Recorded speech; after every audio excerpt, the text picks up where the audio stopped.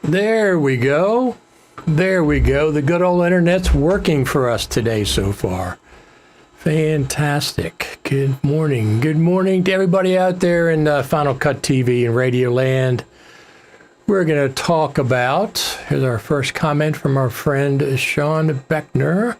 Good morning, everyone. Indeed. Good morning, everyone. So we'll talk about a few things. I got my iPhone 16 Pro Max that I've had for 1 week. And in 1 week, I've put out 4 or 5 short tutorials for different aspects of the iPhone 16 Pro Max. One of them was a couple. Number one is working with 120 frames per second ProRes 4K ProRes log footage on this thing. We have this comment. Any particular reason why you use the Samsung SSD in a newer video you published earlier today? Let me show you. So I have this newer SSD mount. I'm going to use my iPhone 15 because my 16 it's live. I'm watching stuff. So I have this iPhone 15, 16, whatever, SSD mount. Now I showed on the video, I tilt the phone to plug it in that way, and then I just put it down and the cable fits like that. It's a very short, flexible cable. And the question was why I'm using this Samsung SSD. Well, the holder is meant for a larger SSD.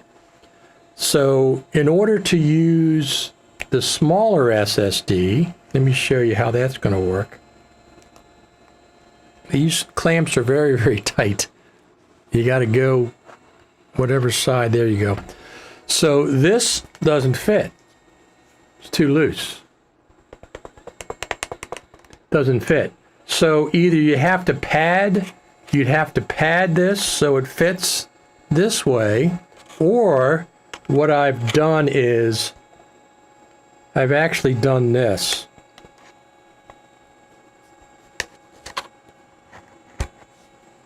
Put it in lengthwise and then connect the cable. You have to offset it a little bit. Let me do that first. You have to offset it a little bit and connect the cable this way. So as you can see, if you use it this way, lengthwise, it kind of is offset in the holder. Let me skip that. I'm skipping an ad. Skip. It's offset in the holder. It does work. You can do that for sure. And then just rotate it around like I'll show in the video. Connect it up. And then you can rotate the phone back down again. And you have to approve accessories.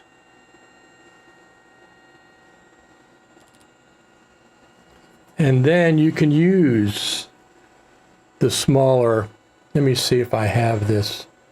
Oh, you know what? I can't portrait video. So I can do ProRes log.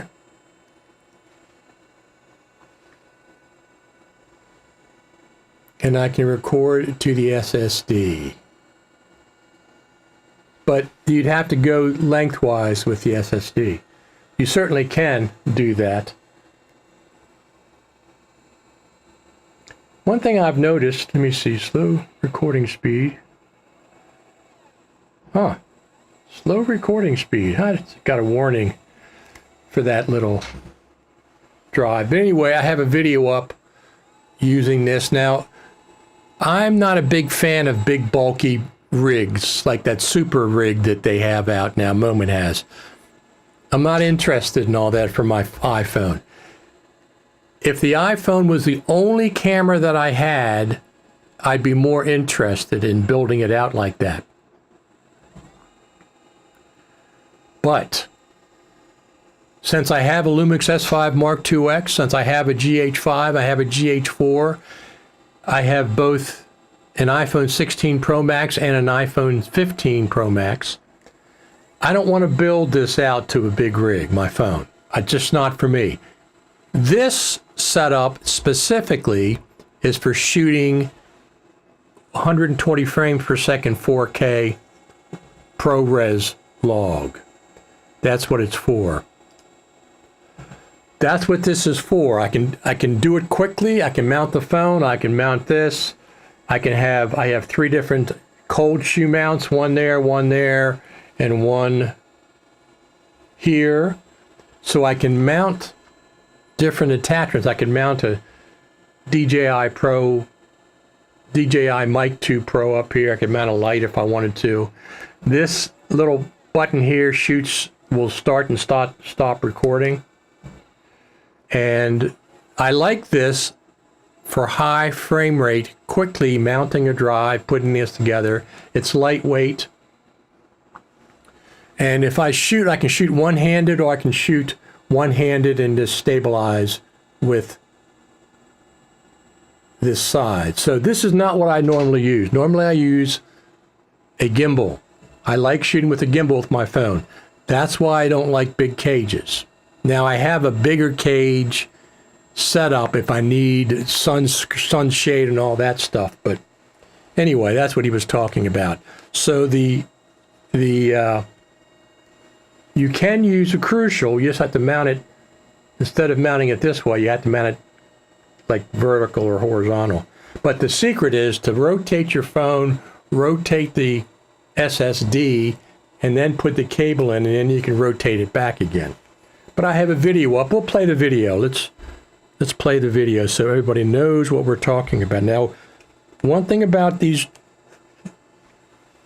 grips, they're really strong when you use those.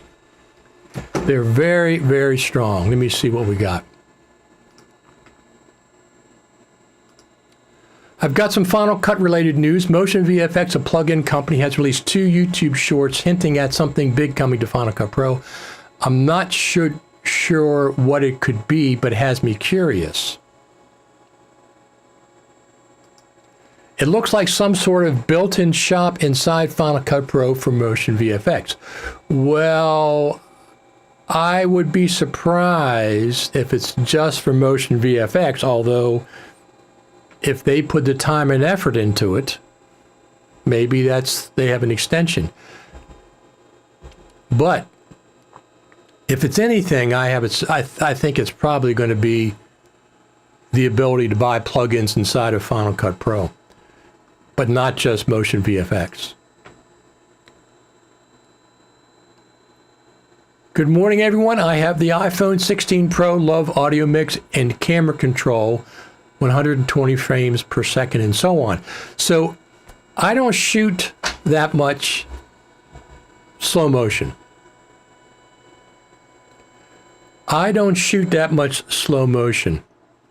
Well, let me do that. Let me see if I can, let me pull that up here. I have to monitor my own feed.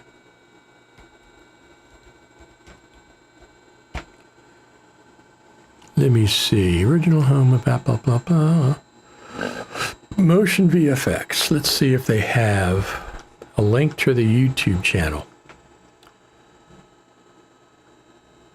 There it is, right there. Let's go over there and look.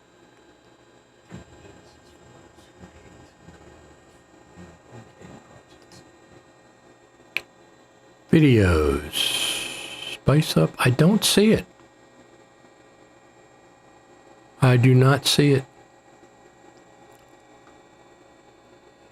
Well, anyway, it's an interesting concept, but it's not. It's been a long time on the list. It's been a long time on the list. Oops, I didn't want to do that.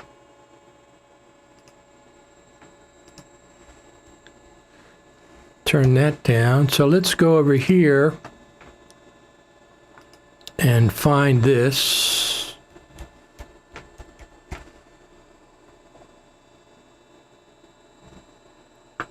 Two of three. Okay, here you go. So this is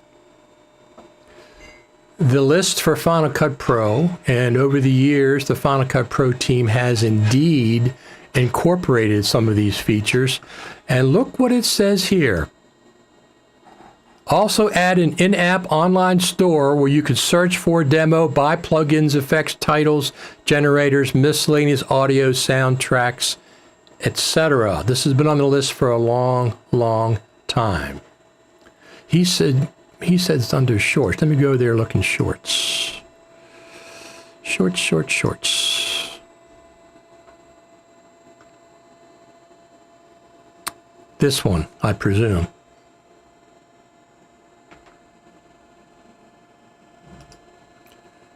Why is it not playing? There we go.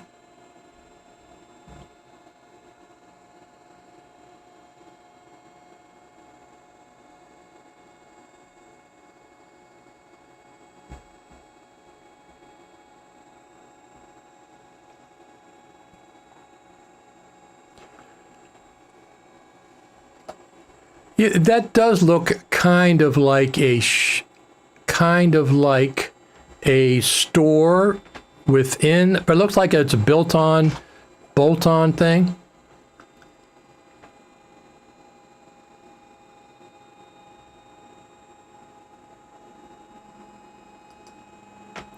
One of the reasons I'm watching these live streams is to make educated purchase decisions. Watching these streams, I have bought Crucial X9 Pro drives, the DJI Mic 2, and now the Insta 360 Flow.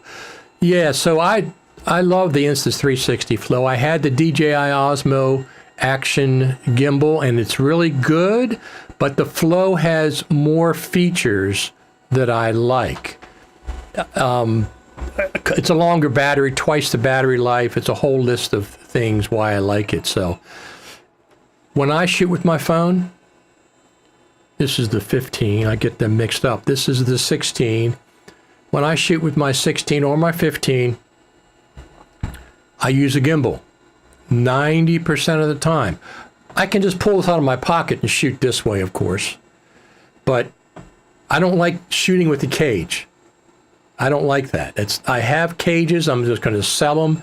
I don't like the cages. Now, I have a big cage that has a sunscreen on it, but it's on a bigger gimbal because the Insta360 won't handle it. Sometimes I use that one. But most of the time for run and gun, I have to have a gimbal on my phone. It's just far better than the stabilization built into the phone. It does a better job. Once you get it set up and used to it, it's really, really handy. So I don't want cages. I saw that Moment has that cage. I'm not interested.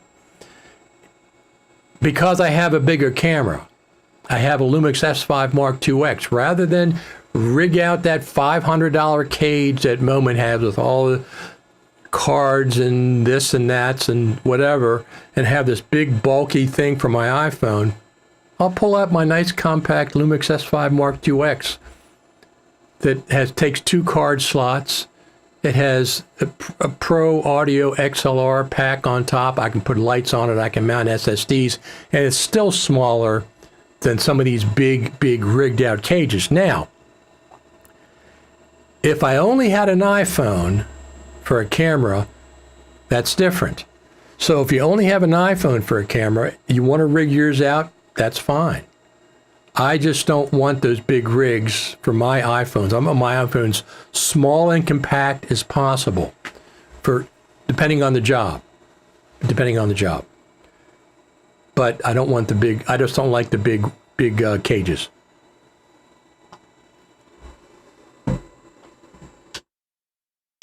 Now I have cages, don't get me wrong, I do have cages. I have one big universal one and one custom fit to the iPhone 15 Pro Max that has the quick release handle, a bunch of other things, but I just never even used it one time. Number one is I got to take the case off my iPhone. I don't want to do that. So I'm going to sell my cages. I'll keep the one universal one that's real big that I can put in a bigger gimbal. But if I'm in a bigger gimbal, I'm using my Lumix camera. It's a better camera. Full frame sensor. There's no comparison between the phone sensor and the Lumix S5 Mark II sensor. There's just physics-wise, there's no comparison. But that's not saying that these phones, look, I got 2 phones and they both look the same.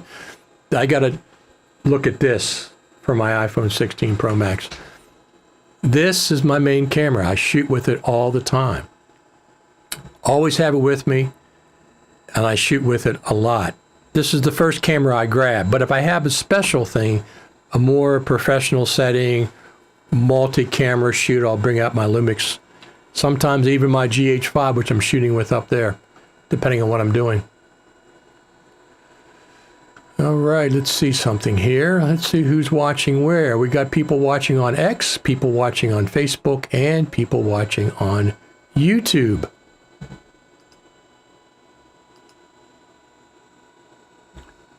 Close that up. Thank you, thank you, thank you. Look at these. We got all these thumbs up. I forgot to give thumbs up and balloons to everybody for showing up today. Thank you, thank you, thank you.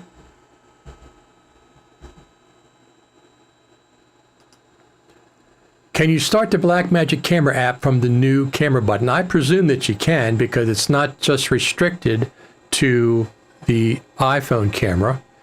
So I presume you can choose any camera app and use it to start up with quickly. I like the button. I like the button.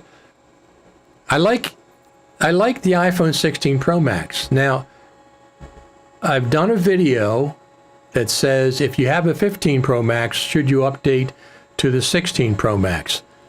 That's a different question. That is completely a different question, because the difference between these two is not that great. The main difference is the camera button right here, camera button. It also does 120 frames per second, 4K, Apple ProRes or Apple ProRes log, which is pretty incredible. Now, I don't shoot that much slow motion stuff, but the ability to shoot it 120 frames per second in 4K is amazing. In the past, I've always shot in HD, in 1080p, and that's been fine. So our friend Sean says you should mention the Ace Pro 2 leak. So Sean and I have been talking about action cameras. We both, I think Sean has a DJI Action 4. I have a DJI Action 4, and we were both looking at the Action 5, which looks to be incredible.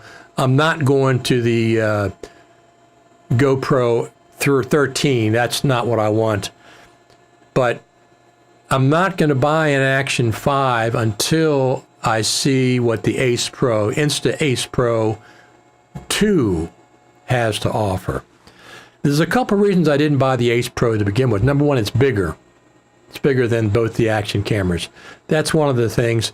It doesn't have log footage and doesn't have 10-bit. Those two are deal breakers for me. If an action camera can't shoot log and doesn't have 10-bit for that log, I'm not interested. So the Ace Pro will have to have 10-bit and have to have log, which it doesn't have now.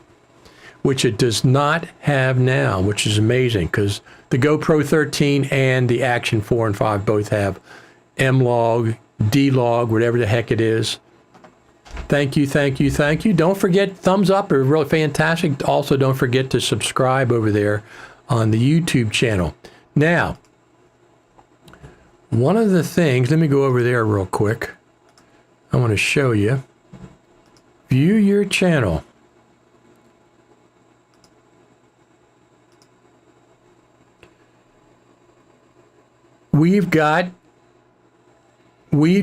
This last week, I posted 4, 5, 6 iPhone 6 Pro Max videos with audio, with the newer SD holders thing, and a bunch of other ones.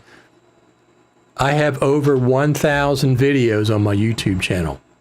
I have over 1,000 videos. We passed 1,000 this last week on my YouTube channel. I never thought I was going to be that active on YouTube, but this last year has convinced me. Number one is I'm getting checks from YouTube now. I've gotten 3 checks since I started doing monetizing, so that's going to help with expenses and things. So that's nice. That's nice. I never expected to be doing that, but since I have so many views. And I don't have the kind of views that some other people have. I mean, I'm not iJustine, who has millions of followers, and she makes a living off of that. That's not what I'm doing. But it's nice to have extra money to do things. Like when we go to the Final Cut Pro Creative Summit, as a matter of fact, we've had listeners, buymeacoffee.com, Richard Taylor, have bought coffees, and I'm not spending that coffee money until I get to the Final Cut Pro Creative Summit. When I get to the Final Cut Pro Creative Summit, I will spend the money on coffees, hamburgers, or French fries. I'm not sure what that black stuff is happening there. I don't know what the heck that is. But buymeacoffee.com, you can support this channel, support me going to the Final Cut Pro Creative Summit and reporting live from there. So let's go over there. Let me see. Let's go over there one time, since we talked about that.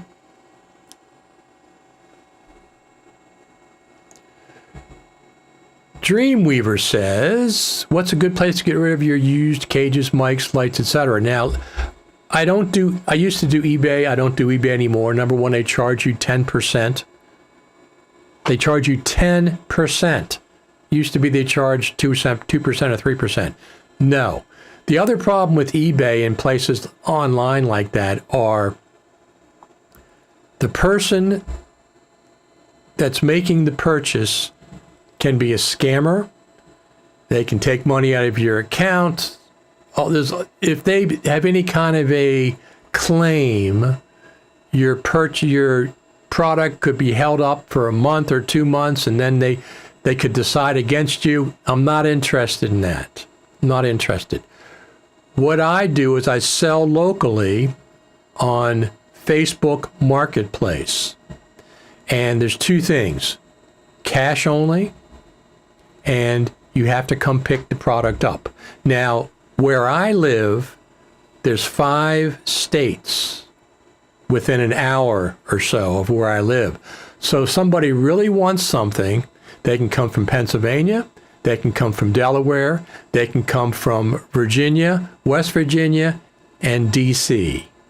All those places, and then of course Maryland, so that's actually 6 places. All those places are within an hour of where I live. So if you really want something that I have, you can drive, meet in person, meet at a public place, and bring cash. I don't accept checks, don't accept Venmo and any of that kind of stuff, because once again, they can challenge something after the fact. Cash is done. It's a done deal. iJustine also stated that she's an Final Cut Pro user in her latest iPhone 15 Pro review. She has not jumped ship. I didn't expect her to jump ship. She's been a Final Cut Pro user, I think, since she started. As a matter of fact, she's been at the Final Cut Pro Creative Summit 3 times. 3 times? 3 times. She's been at the Final Cut Pro Creative Summit. She was the keynote speaker last year. She's been a keynote speaker before, and this year it's Michael Cioni is going to be the keynote speaker, which is cool. I know Michael, known him for a while. Had him on the show, had him on Final Cut Pro Radio. Maybe we'll have him back as we get closer to the Final Cut Pro Creative Summit.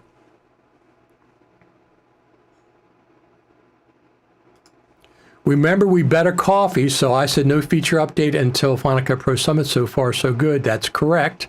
But you have to buy me a coffee or meet me at the summit, or I can't buy you a coffee. I can't send you a coffee in the mail. So absolutely. We said, but better coffee. Just keep reminding me, no feature update until the summit. So far, so good. Let's talk about that.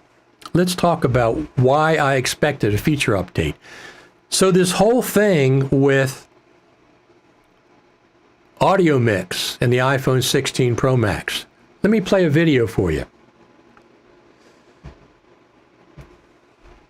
Oh, it's not there. Let me see. Videos. Let me play a video for you.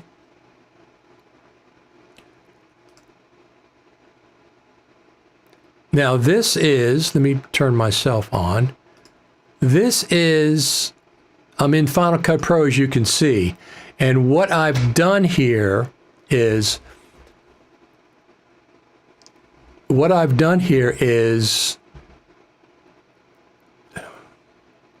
this is convoluted, okay? The current way that they've done the audio mix feature in the iPhone 16 Pro Max, it's convoluted. There's very little information about it. How do you get one of those options in the audio mix to stick to the video? How do you get the video off the phone with one of those sticks? Well, let's play the video. Here, let's go back and play the video. And I did a little video about that. I sent it to Apple because Let's watch. This is just a test to test the audio mix of the iPhone 16 Pro Max. This is just a test to test the audio mix of the iPhone 16 Pro Max. This is just a test to test the audio mix of the iPhone 16 Pro Max. This is just a test to test the audio mix of the iPhone 16 Pro Max.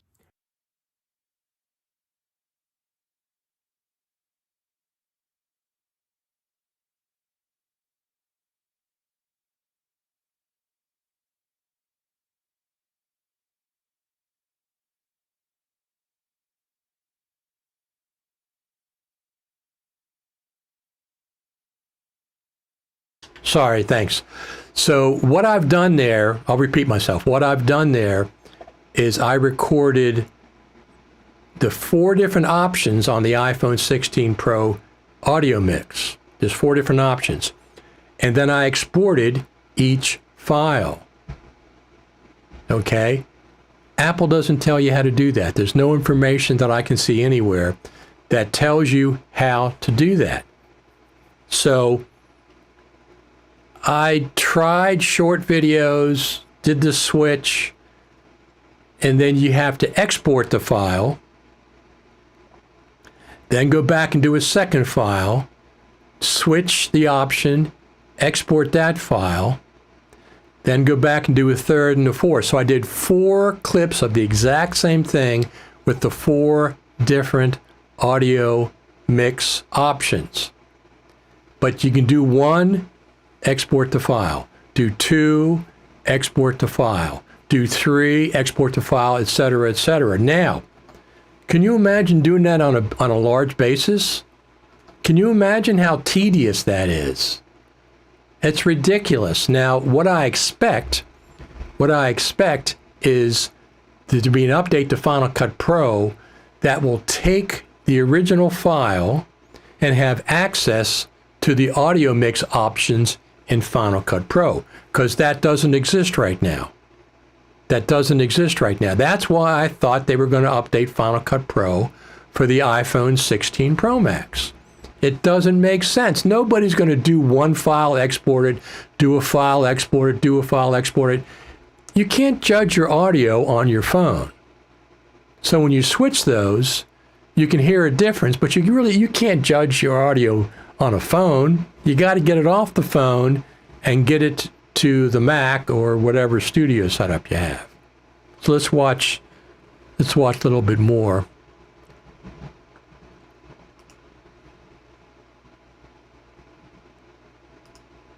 To test the audio mix of the iPhone 16 Pro Max. So what I've done in this example is I've opened up the video in the Photos app, switched the audio mix settings, clicked Done, and then airdropped that file. I did it 4 times for 4 different audio mix settings.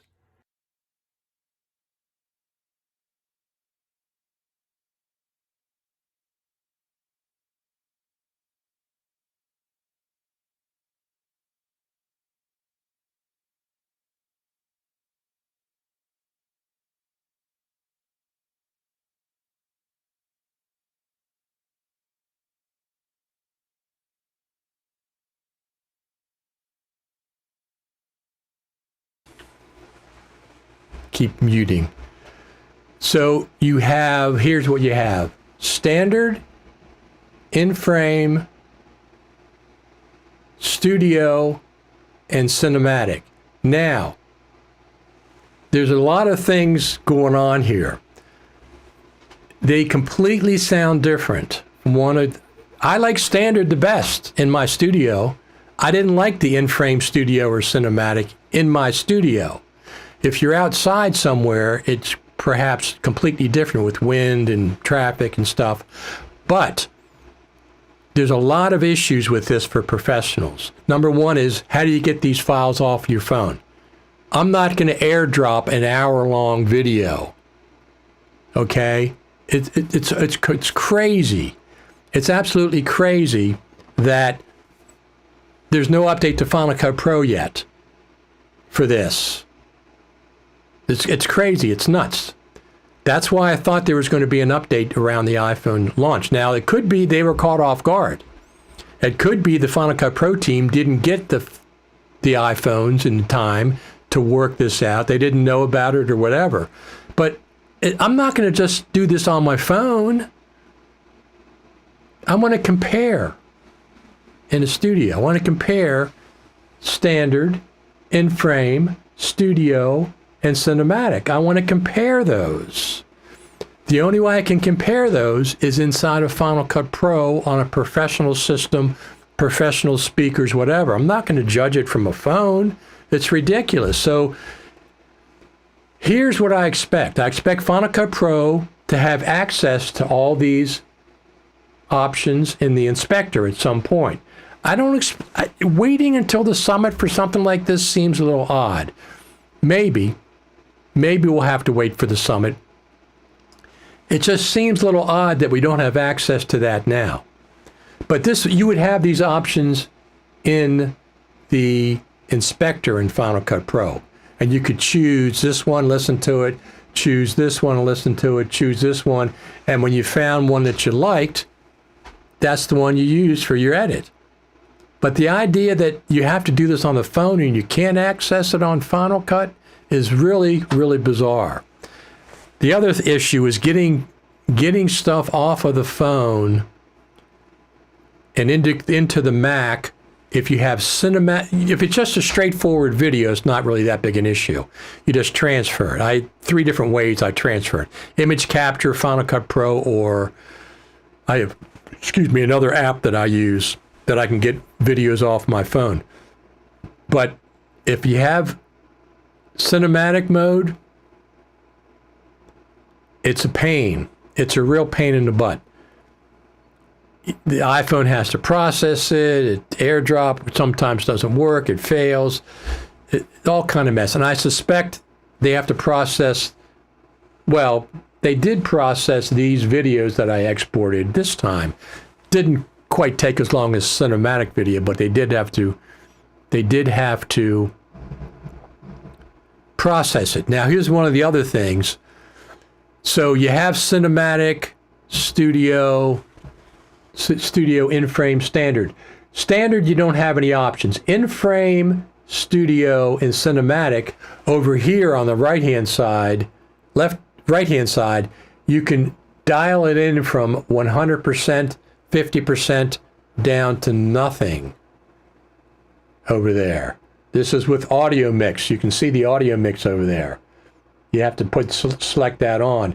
So it's not only you have these options, you can also dial in the amount of the options that you want. Now, the problem is this. We'll put a couple of these comments up. It happened with cinematic mode on iPhone 13. They launched cinematic mode and updated Final Cut Pro after to use the feature. That's right, but they did launch it in proximity of the iPhone event, if I'm not mistaken. We didn't have to wait for the Creative Summit. That's exactly correct. We didn't have to wait for the Creative Summit to get those iPhone features. That's why I thought they were going to do it again. And I'm not out of the woods yet, because they still might. They could do it this week. Maybe they were caught off guard. Caught off guard. Danny Boyle, ask Danny Boyle how he did it. New zombie film being shot with iPhone. Yes, I saw that.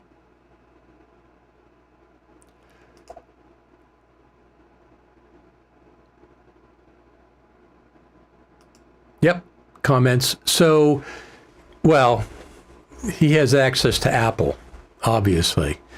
So, I know how to do it now. Make the selection in the iPhone, export the file. If you make the selection in the iPhone, make the selection in the iPhone and click done, that setting sticks to that file. But getting that file off the phone is still, even with USB-C, I guess it sticks. It does stick when I've done it. Thank you very much. Another thumbs up. It's appreciated. Adding to our view count as usual. Adding to our view count as usual. That's what we like. It sticks. If you set it in the iPhone and export the file, it sticks. But that's cumbersome. It's very cumbersome. If I got 10 files, I'm going to do each one individually. No, I want to export the file and have Final Cut Pro. There's another thumbs up. Thank you very much. Thanks for tuning in and adding to our viewer count. It's always appreciated. There's another one. Thank you, thank you, thank you. Good old thumbs up. We love the thumbs up. That's what we like. So, another thumbs up. Fantastic. Thanks for adding to our view count. We appreciate you watching because it adds to the total view count. That's what we like. There's another one. Lots of thumbs up today. We like them.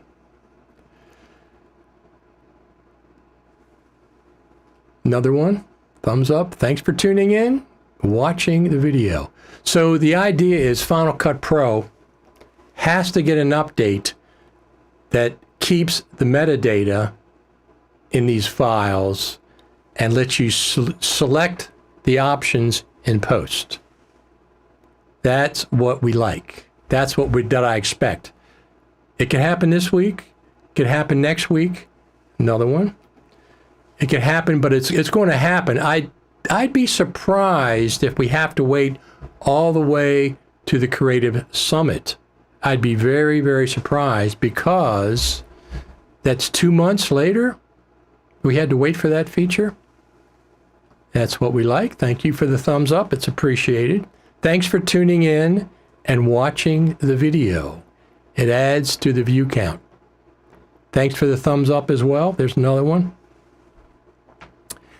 We like that. So that's why I expected it for the iPhone 16 Pro Max. That's completely fine. That it hasn't happened yet, but it could happen in October or next week. Could happen next week. I don't know.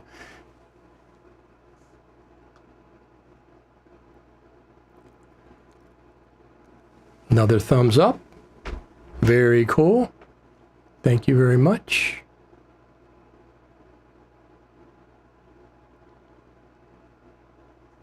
So, Eric, what started this? Eric says, remember a better coffee? Yes, I remember. He says, I'll buy you one anyway. All fun. Thank you, Eric. That'd be appreciated. I will pay for that coffee if Eric is right. Otherwise, you can buy yourself one for the money. Okay. Thank you. Thank you. Thank you. Listen, buymeacoffee.com/Richard Taylor. $5 for a coffee. And I will buy a coffee. I will buy a hamburger and French fries. That money is being used specifically for those things. I only asked for it around the Creative Summit, and I asked for it when I go to NAB. The rest of the year, you can buy me a coffee whenever you feel like it. Let's go over here to the MacBook. So the Creative Summit, as we know, is November the 13th through the 15th. And they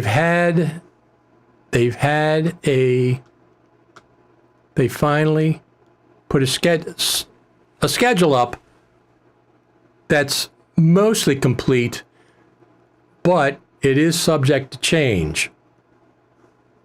So here's the schedule. We'll go over there. Apple Day, November the 13th, 9 o'clock, 9:30 in the morning, coffee and registration.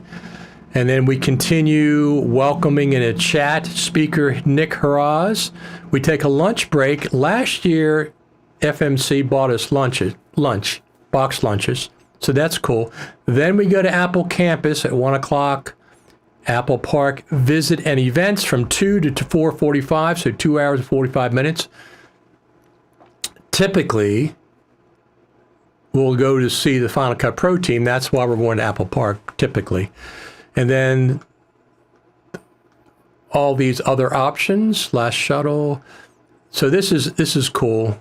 Michael Cioni is going to be there on Thursday morning, the keynote, speaker to keynote. All the usual suspects, Steve Martin, Ian Anderson, Jeff Greenberg, Jen Jager, who I met last year at the Creative Summit. She's always good. Daniel Cohn, Andy Toe, talks about his iPad workflows. This is an interesting one. Fitness Plus, how we use Final Cut Pro. So what happens on these is you have to pick which one you want because they're both going on at the same time. So anytime there's two, you have to pick one or the other. One or the other because they're both going at the same time. This one is, there's no two going on, only Fitness Plus, how we use Final Cut Pro. So I guess the Fitness Plus team uses Final Cut Pro. I didn't know that. Did you? I did not. And then X Networking Expo Night is 6:45 to 8:45 p.m., which is very, very cool. I'm not familiar with this person. Making Media Accessible for All. Tatiana Lee. I'm not sure who that is, but we'll find out. Multicam editing from iPad to Mac. Cinematic therapy, our friend Bradley Olson. Jen Jager's to be announced. Automatic duck for Final Cut Pro.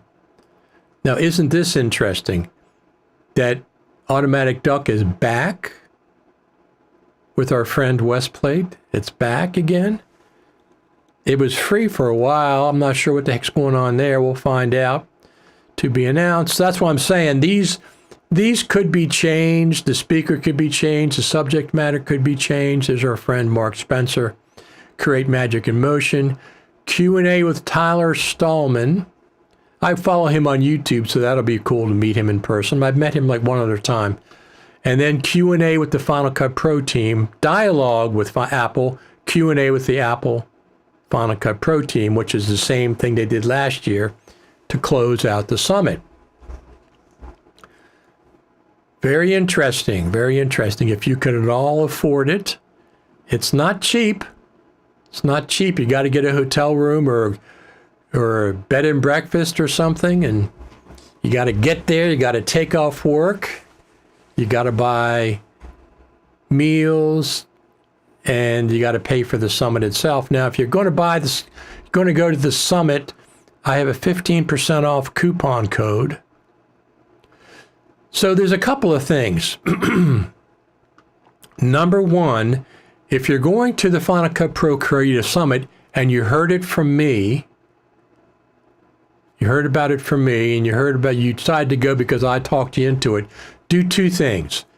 Tell FMC that you heard about it from me, Richard Taylor, and send me a little note, either on Twitter or email, and say, hey, thanks for telling me about the Final Cut Pro Creative Summit.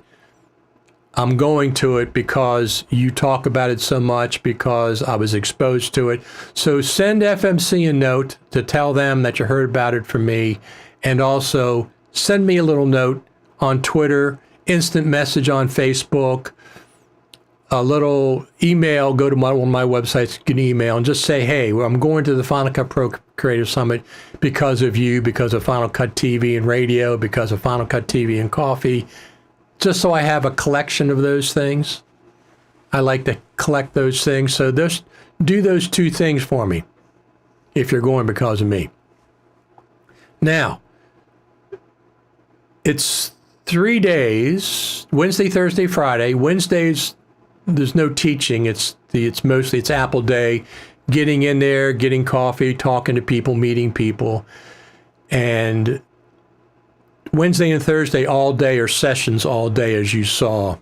And then Thursday night is the Apple Expo night. And not Apple Expo, just is the FMC Expo night, which means we go and meet vendors who are there, vendors who are supporting the event, and get to talk, mingle. There's food, there's drinks, etc.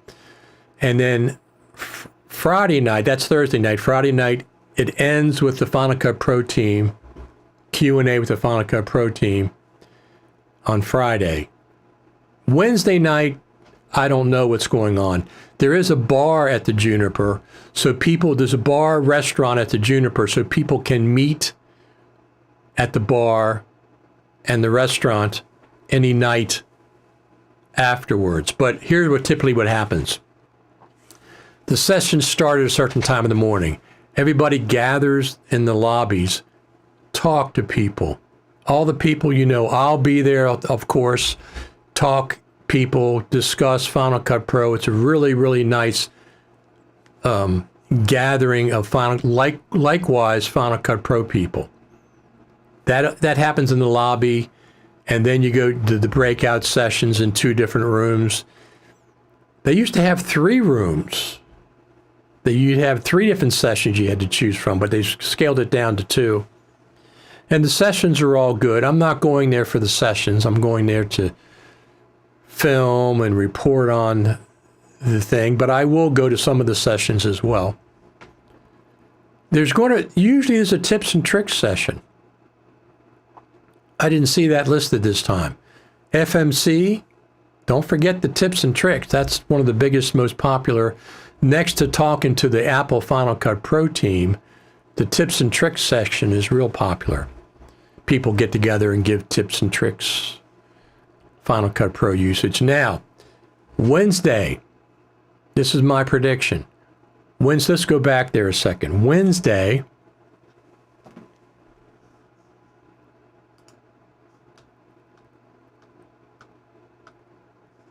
Apple Park visit and events. So typically 2 o'clock to 4:45. Typically they'll switch 2 groups out. One group will do a tour and one group will get refreshments. I think they did that last year. Is that what they did? I think so.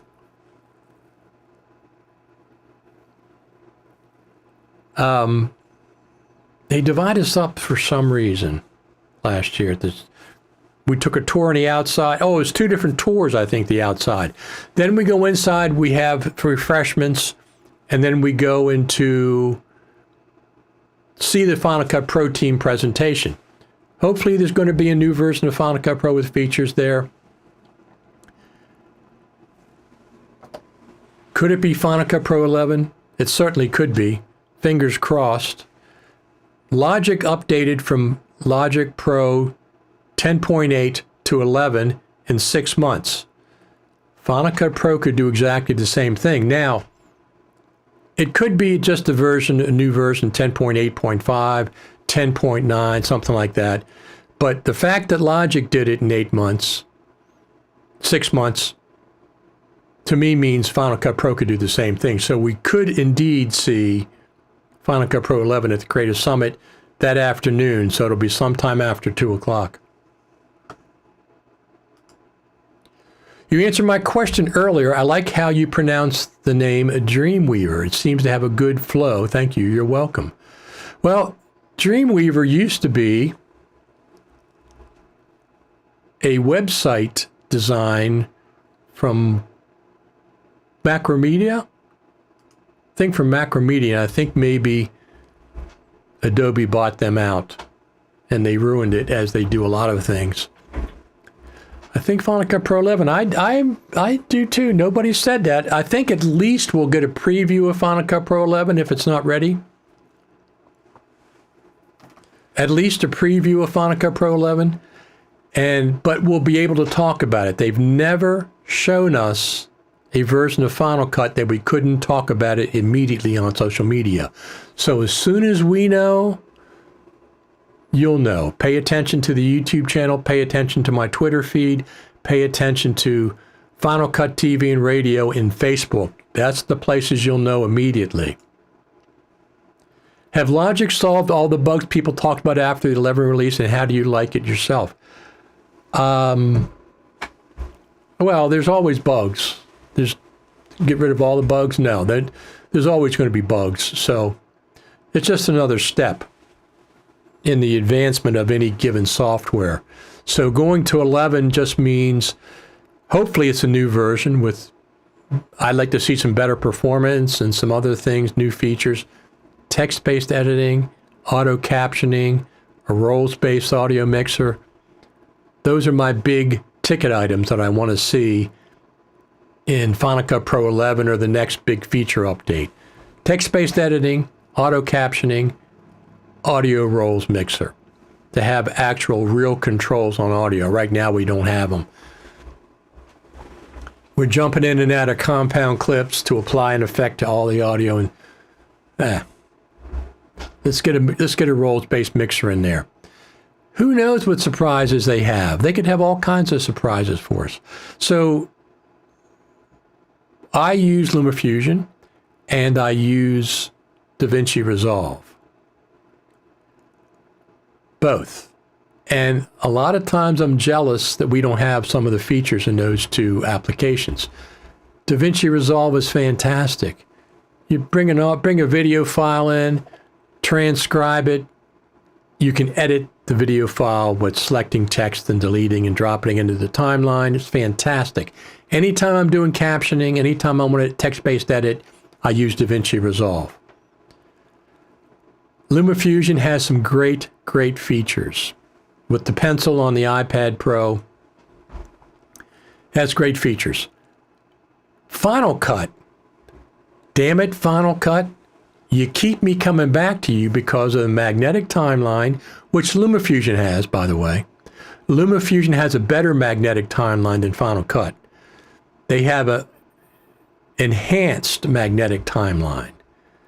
They have a better implementation of the magnetic timeline than Final Cut does.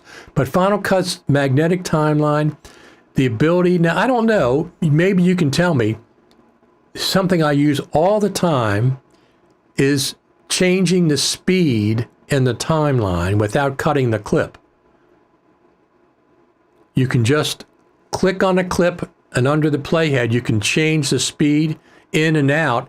In that section you can change the speed of it, and it does transitions through the speed. Does any other NLE do that? Because that's another thing that keeps me going back. And live skimming in Final Cut Pro is the best of any of the NLEs. The ability to live skim in the browser, the ability to live skim in the timeline, it's the smoothest implementation of any of the NLEs. It works really well. Some of them have partial live skimming, but you still have to double click or click on a clip to get it to show up in a viewer.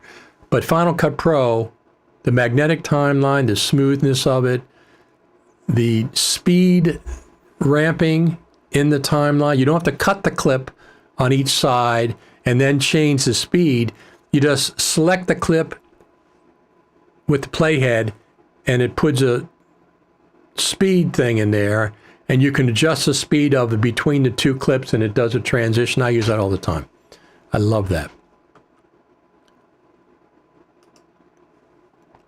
Do you think Apple Vision Pro features will be in Final Cut Pro 11 or a 10 update? I think, I'm surprised that they're not out already, because Apple did say they'd be out in 2024. But I did a poll on X Twitter, and 80% of the people said they don't care about the Vision Pro editing in Final Cut Pro.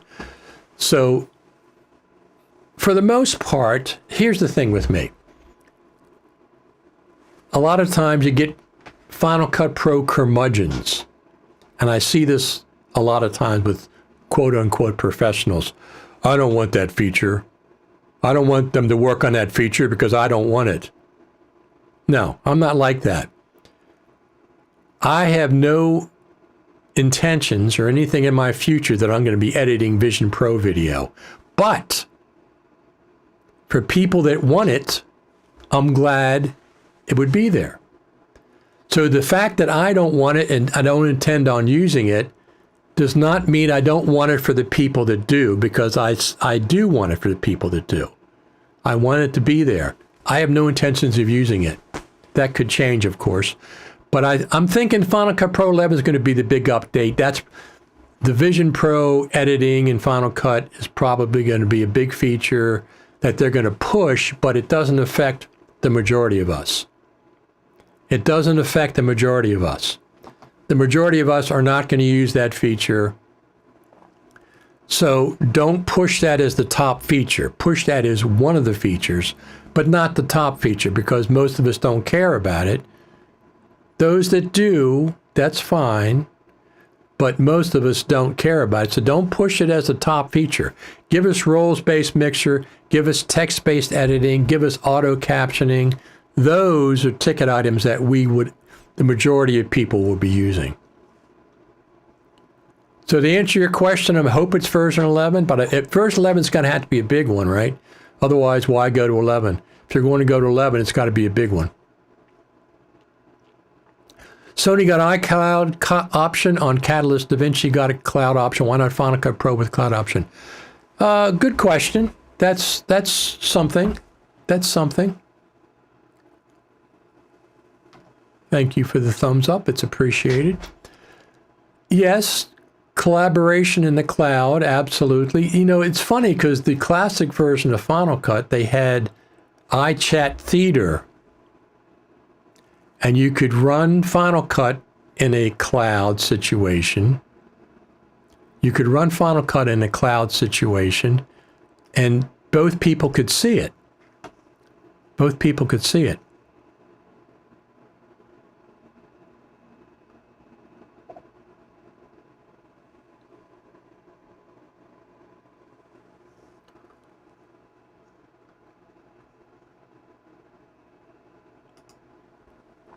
I'm looking forward to seeing how the super wide desktop will work on the Vision Pro when the 2.x update will feature enable as released, will make editing in Final Cut Pro with the Vision Pro great options.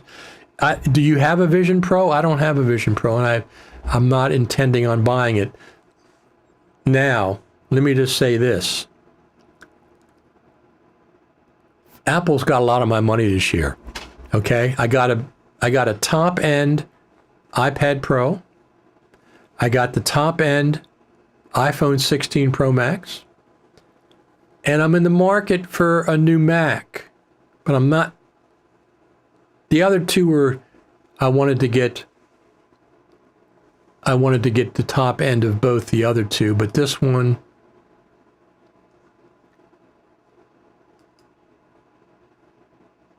the Mac, I'd like to get a new MacBook Pro.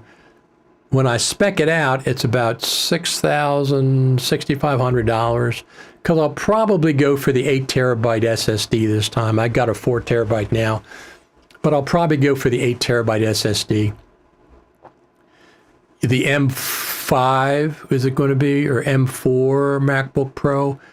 But I'm going to, I priced the Studio, and it was the same kind of price as the MacBook Pro that I'm looking at. If I had to choose between the Studio and the MacBook Pro, same price point, I'd take the MacBook Pro because I love my MacBook Pro. Absolutely love it. I use it all the time. I've been using it since 2021. It's been rock solid for me.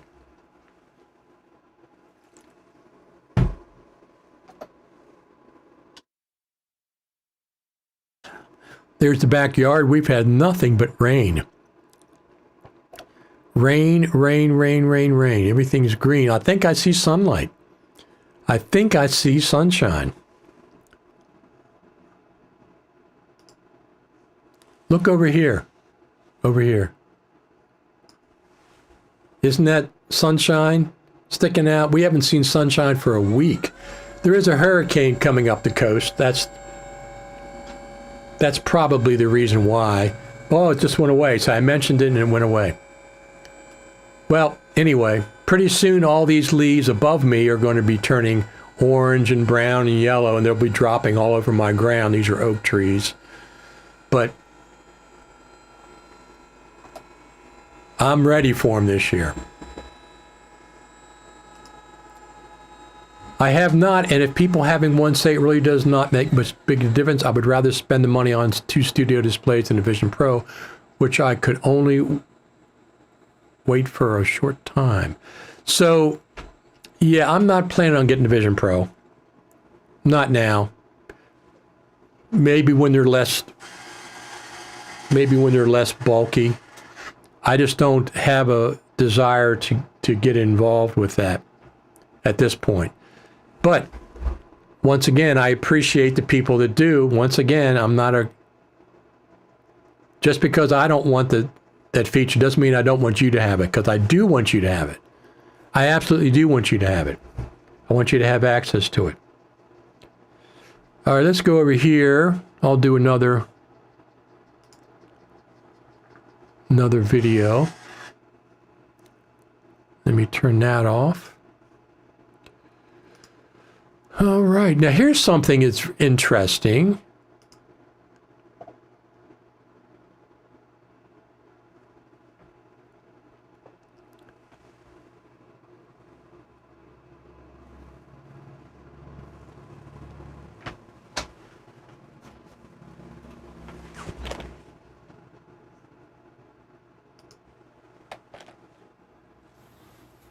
Ta-da!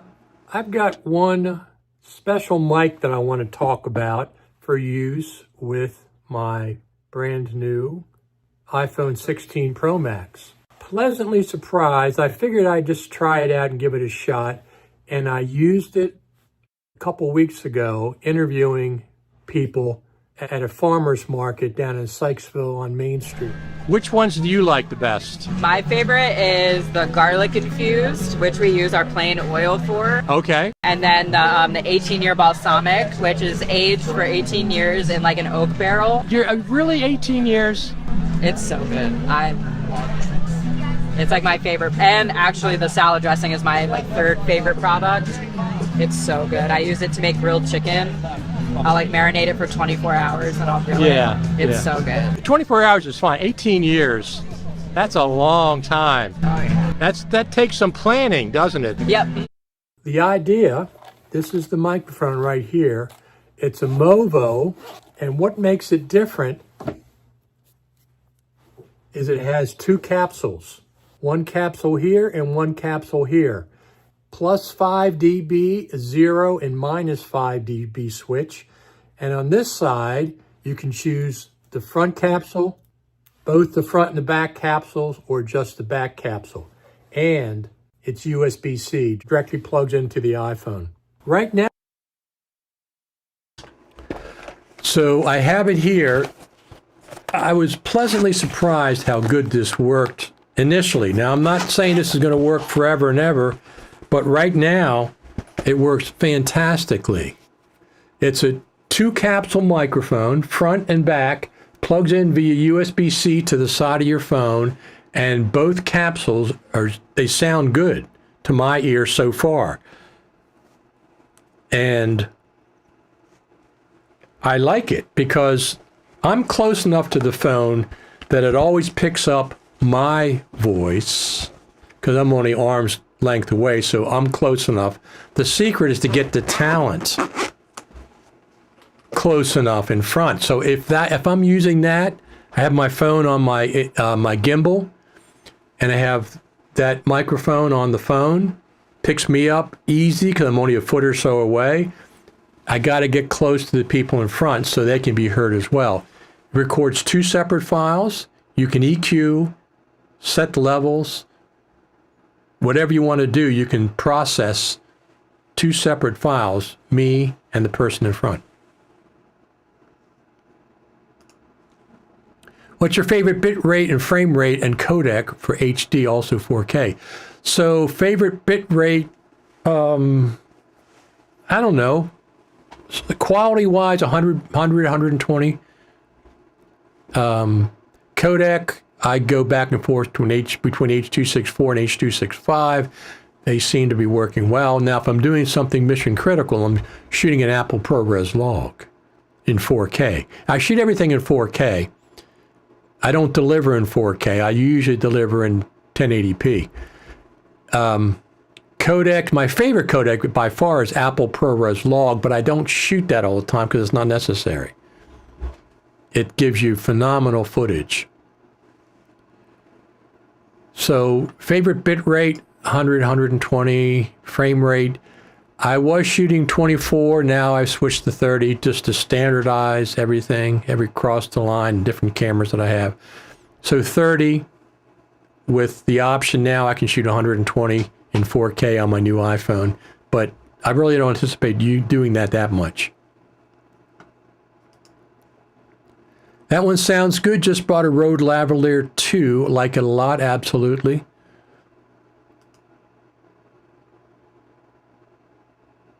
How often often do you have to use noise gate to cover breath sounds where you do mic up and when you use a lavalier?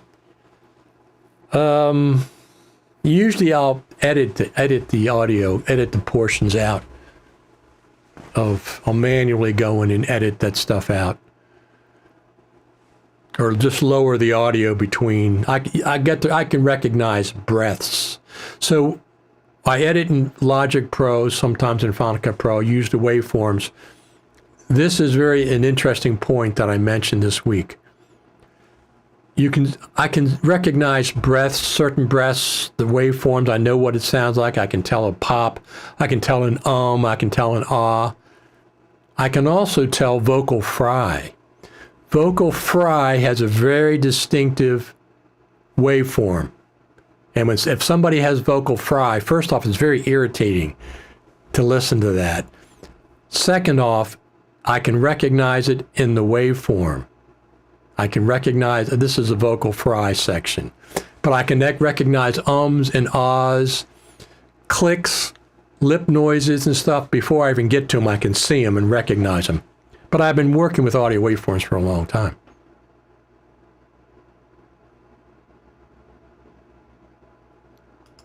How about where in your body do you like to mic up? Now, what I've done recently is I don't have my DJI Mic 2s, but I have these little ones. So if I'm doing this typically without a lapel, I'll get it up as high as I can, but not under here. Okay, not under here, not on the collar, because this produces a very guttural sound. Okay, you want it out in front a little bit, so right in this area typically is where I go. If I'm just going to clip it on, I'll clip it on like this and point it up. Point it up if you can, as much as you can, rather than sideways. If I'm using a lapel, it's about the same place. So it's about 4 to 5, 6 inches below your chin. Just don't do it up here. Don't do it up here because it makes a very guttural sound on your collar. And don't do it way down here. It's too far away. So I like to get it close, but not, so I do it right in this area, maybe between the first and second button. Typically, and that's with the lapel or with these wireless mics, either one.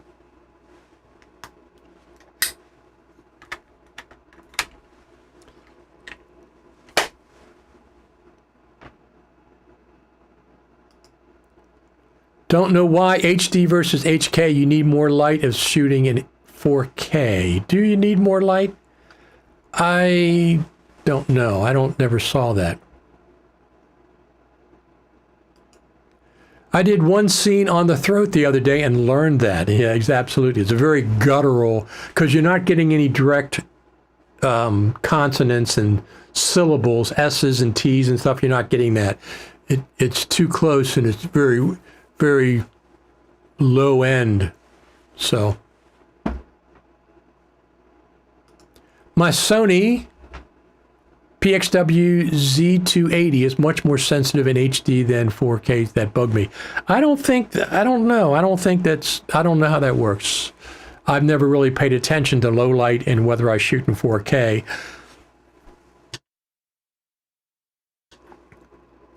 I always shoot in 4K with almost rare exceptions. I just shoot in 4K and deal with the consequences. Now, if I know about a low light situation, which sometimes I do, I take my Lumix S5 Mark IIX, which is a full frame camera, shoots 6K, and I have fast prime lenses like f1.8 or 1.8 are they?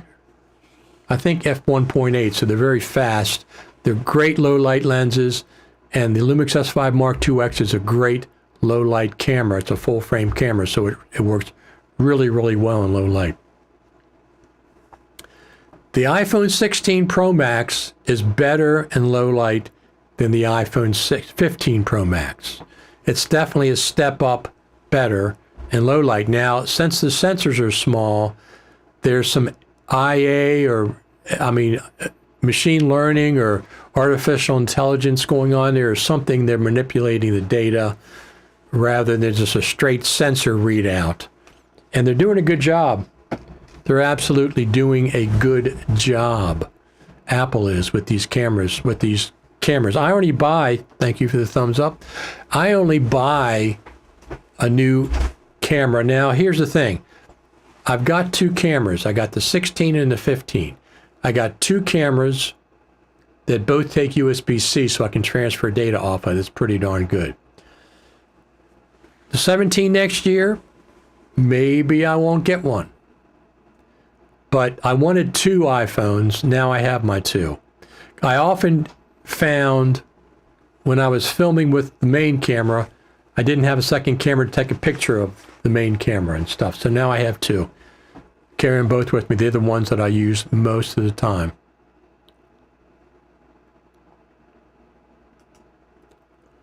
Can you do some low light comparisons of both cameras as a short showing difference? I certainly can. Maybe I'll do that this week. I've done 4 or 5 tutorials, iPhone 16 Pro and Pro Max. Short ones. I'm not doing long ones. Maybe I will do that since I have both cameras. So, what do you think?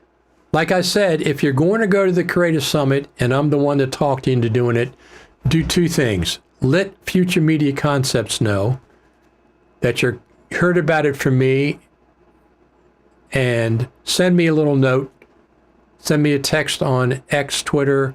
Send me an email. Message me on Facebook. All my social media is Richard Taylor TV. So send me a little note. Say, hey, I saw you talking about the Final Cut Pro Creative Summit, and I'm going because I heard about it on your show or whatever. Don't forget to do that. I'd appreciate it. And also, another thing I appreciate is buymeacoffee.com/Richard Taylor. Buy me a coffee. I'm saving up for the Creative Summit. I eat a lot of hamburgers and French fries when I go. I normally don't eat that many, but I will there. Getting closer to convincing me. So, where are you located? Are you in the United States? Are you in the United... Let me close that off. How do I... Oh, that's not what I wanted. This is what I wanted. There we go. Are you in the United States? Of course, it's easier to get to California if you live in the U.S. Lincoln, Nebraska. There you go. There you go. So, yeah, it's a pretty cool. It's my favorite Final Cut Pro event. It's the biggest Final Cut Pro event in the world. Nobody else has concentrated. But this is all Final Cut Pro in motion for 3 days. For 3 days. It's not, NAB is bigger by far. NAB has 75 to 90,000 people. But it's not just Final Cut Pro. As a matter of fact, there was no Final Cut Pro at the last NAB. 0 Final Cut Pro.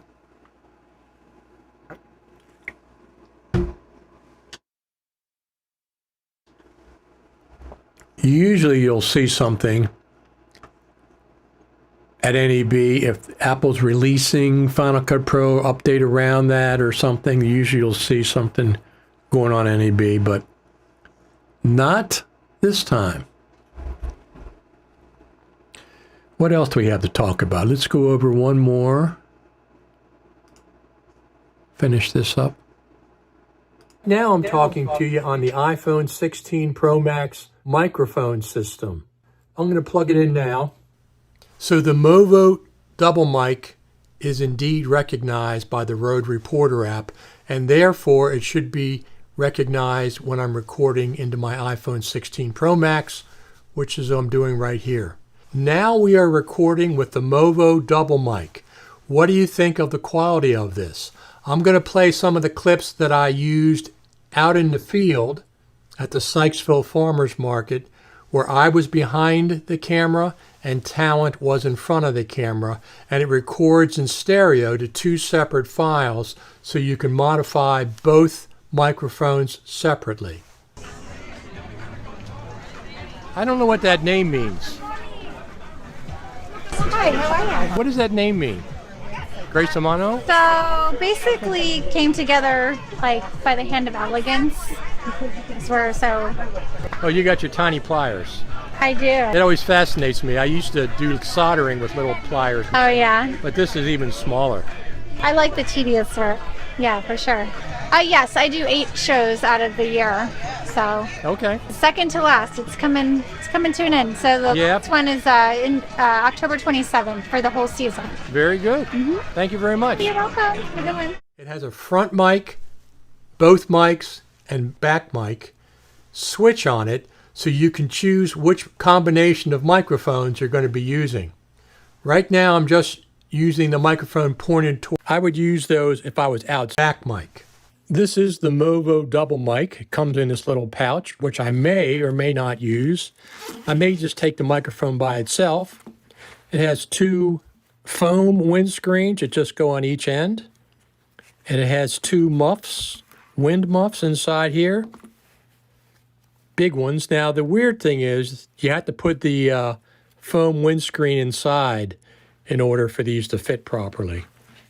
I would use those if I was outside. I'm not going to use them inside. But let's look at the mic itself. Movo double mic.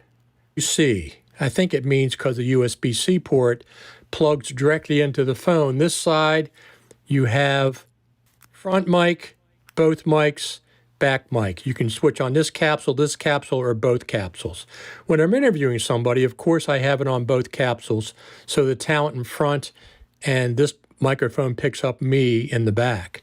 Now, right now, I'm recording on the iPhone 16 Pro Max microphone, which is only about 6 inches away from my mouth, so it should sound pretty good. But this is it. Now, here's the thing. The iPhone 16 Pro Max microphones are very, very good. If you're close. If I hold this, I usually hold it like this, and it has microphone in the front here, has a microphone up there, it has microphone down here, and it has a microphone back here. On the lens plate is also a microphone back here. So it has different microphones, but if I'm taking it out of my pocket, usually I'll just pick it up like this and film something quick. If I want to be steady for a while, I'll steady it with my other hand and just film that way. But so it's only an arm's length away, and the microphones sound really, really good at this distance. They sound really, really good. The issue is the person on this side of the camera, how far are they away? If they're only a couple feet away, 2 or 3 feet away, the audio is fine with the native built-in microphones. The closer you are to the source, the better it's going to sound. If they're 6 feet, 8 feet away, it's going to be not as good, not optimal. Try to keep your talent within 4 feet, 3 to 4 feet, and then of course you are close, and then you don't need a microphone for something quick. One more question. What mic decibel range do you export your videos to YouTube at most? How many decibels is too much for you, I guess, is the better question. I try to get an average of -6 dB, something in that range. A little bit above is fine, not too much below, definitely above 12 dB. Between 12 and 6 dB, I like to average around 6. I like it loud. So averaging amount -6 dB, go a little bit above is fine. Of course, watch for any peaks at 0 dB or above. But so -6 is an average for me. -6 is kind of the high end, but I like to keep it close to bumping into -6, between -12 and -6. I like it loud. Sony PXW Z280 have 3.5-inch CMOS and 293 more sensors. More sensitivity, amazing, but I don't understand. New Sony Pro camcorder now use only one CMOS 1-inch, I think. Yeah, well, I have the, I don't know what size. It's a full frame sensor, 35 millimeter, I guess it is, on my Lumix S5 Mark II X. I almost switched to Sony when I went from I got a GH5 and I was switching over to something better in low light. And I almost went to Sony, but Sony's, at that time, all their cameras were older. And I have this thing about investing in old technology. I don't want to invest in old technology. I don't want to pay for all technology that's 2 years old. Technology is moving too fast. So I went to Lumix S5 Mark II X, which just came out a year ago, I think April, something like that. Something like that. But I don't take the Lumix with me. I might take it to the Creative Summit because sometimes it's a little dark. I have to see. Now that I got two phones, maybe I won't. Maybe I'll just take my phones. It depends on how things pack up. I take as much electronic gear and a coffee system as I do clothes. Clothes fit in easy. I got to get my microphones. My monopod that I take with me fits diagonally in my suitcase. That's one of the criteria. But anyway, what do you think? What do we think? I want to thank you all for showing up here every Saturday. That's especially for you. Do you have your firmware upgraded on your Lumix S5 Mark II X, and have you seen any difference? I forget what the last firmware on the Lumix S5 Mark II X did.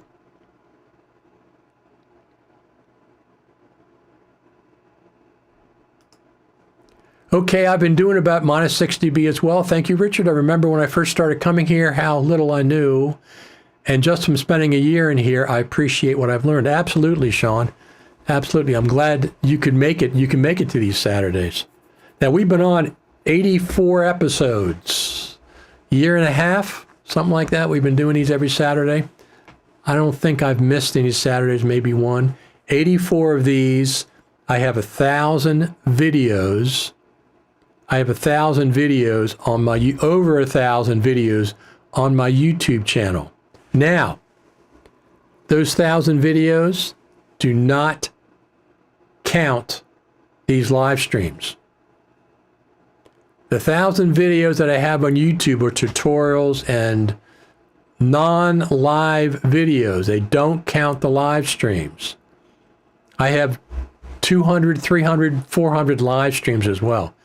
What memory cards? I use the, you probably can't see these. These are, I use 256 gigabytes. What are these? Sabrent 256s is what I use. Now you can put two of these in the Lumix S5 Mark II X. It'll switch over from one to the other. Old Sony uses S/S and SDXS. Now they use CF Express Type A. Yeah, that's for really fast, high-end stuff. My Lumix S5 Mark II X, I shoot in 6K. I always shoot in 6K on the Lumix. And no problem shooting to these little cards whatsoever. I can also shoot ProRes RAW via HDMI externally to an Atomos recorder, but I've never done that. I shoot, they have their, Panasonic has their own flavor of log. They have their own flavor of log, I forget what it's called, that I sometimes shoot, and other times I'm just shoot. If it's going to social media, I'm not overly concerned about shooting in log, except on my phone. Anything important, anything I want to spend some time with in post, I'll shoot it Apple ProRes log, which is hands down my favorite codec that I've worked with, but it's also large file sizes if you use Apple's cameras. Blackmagic has a better solution. You can shoot Apple log in H.264, H.265, which is what I typically do.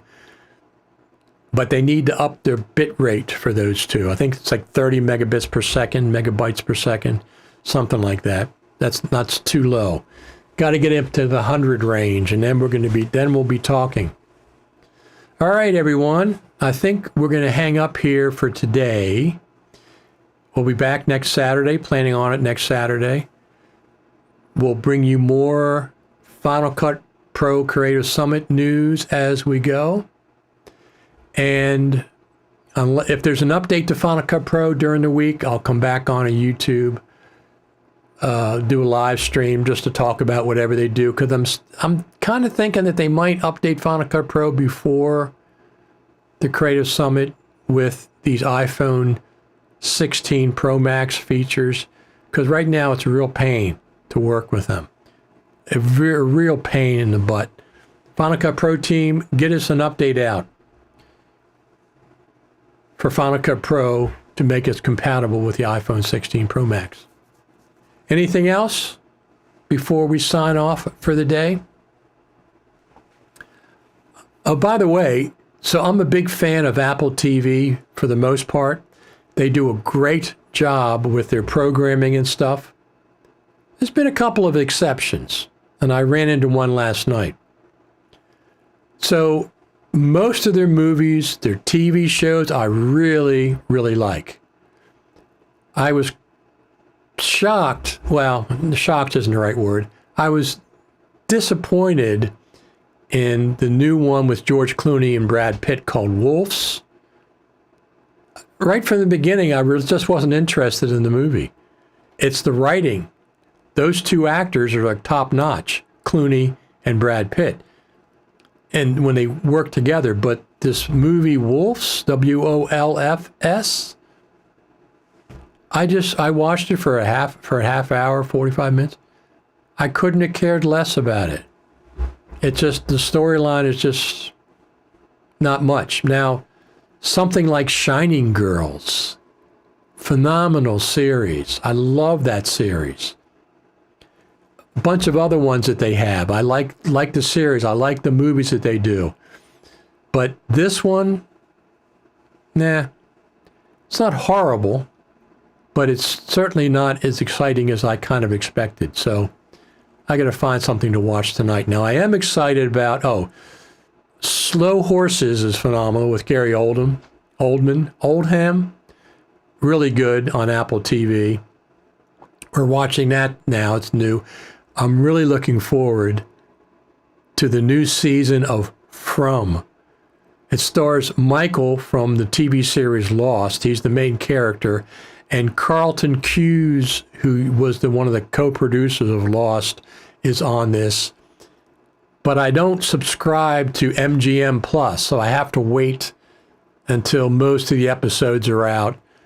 And then maybe I'll subscribe for a month and watch them. But From is my series that I'm looking forward to right now. All right, everyone, I'm going to head out of here. Thank you so much for tuning in. We'll give you some balloons. You're the best. Don't forget to tell FMC if you heard about the Creative Summit from me. Let them know that you heard about it from Richard Taylor. And send me a note so I can keep a little collection of those. Send me an email. Send me a message, private message on Twitter, X, or send me a message in Facebook. I'd appreciate it. Just send me a little note, hey, I'm going to the Creative Summit because I heard about it. And you're so convincing. And buymeacoffee.com. I'll talk to everybody later. Thanks for tuning in. If I don't see you during the week, I'll see you next Saturday, probably at 12 noon. Thanks a lot, everyone.